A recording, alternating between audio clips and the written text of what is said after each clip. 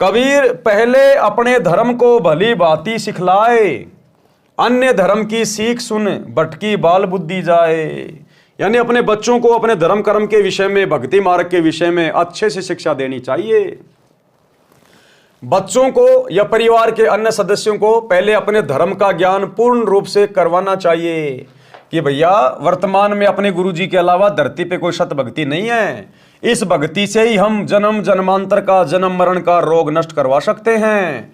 नरक की घोर यातनाएं समाप्त हो सकती हैं। 84 लाख योनियों में गधे कुत्ते सूअर वाले कष्टों से दूर हो सकते हैं। सतलोक में जाकर अखंड सुख भोग सकते हैं। हमारा ये लोक भी सुखी, हमारा परलोक भी सुखी। इसलिए हमने गुरुजी की तीनों समय की आरती, सुमरण करना, सत्संग सुनना, पांचों यज्ञ करना बहुत जरूरी है। हमने अन्य बच्चों की तरह फालतू में त्योहार मनाना, परंपराओं को निभाना, हमने ये काम नहीं करने। मोबाइल में गेम वगैरह नहीं खेलने। दान धर्म करना चाहिए अपने गुरुजी को।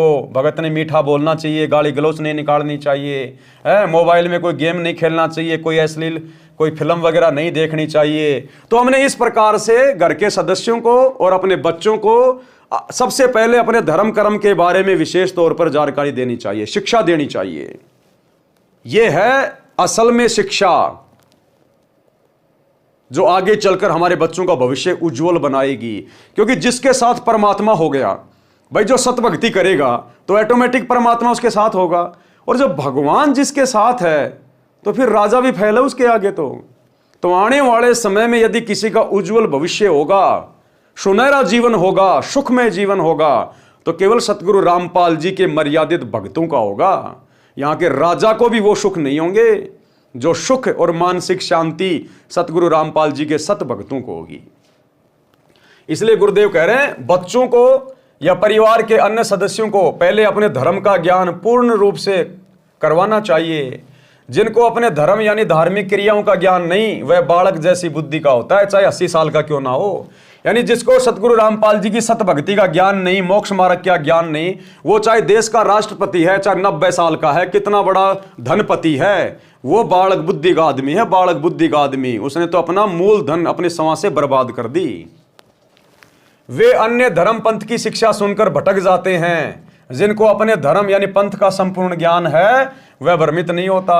तो हम सत्सेवकों को भैया अपने 13वें यथार्थ कबीर पंथ का संपूर्ण ज्ञान दे दिया गुरुदेव ने। इसलिए हम राजनीति करके भटके नहीं, हम आरक्षणों में जाके भटके नहीं, हम गुंडों की सीबीआई जांच में जाके भटके नहीं, चंदे के रूप में दान का पैसा उनको दे के भटके नहीं, हमने स्टेडियम खुलवाकर भटके नहीं, अयोध्या में भंडारा लगाकर हम भटके नहीं, आश्रमों पे आश्रम खोलकर भटके नहीं, कुपात्रों को ज्योति पाठ और दान का पैसा दे के भटके नहीं, आश्रमों में गुरुदेव के ज्ञान और विधान के खिलाफ हॉस्पिटल खोलकर भटके नहीं।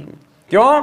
क्योंकि हमें गुरुदेव ने धर्म और कर्म का और पंथ का संपूर्ण ज्ञान दे दिया और हमने समझ लिया। इसलिए हम काल के जाल में नहीं फंसे, गुरुदेव के परिवार के चंगुल में नहीं फंसे, हम कोऑर्डिनेटरों के दबाव में नहीं आए, हम लोकलाज में नहीं आए, हमने मर्यादा नहीं तोड़ी। क्योंकि हमारे को अपने धर्म का और पंथ का पूरा ज्ञान गुरुदेव ने दे दिया। जिनको अपने धर्म यानी पंथ का संपूर्ण ज्ञान है वह भ्रमित नहीं होता।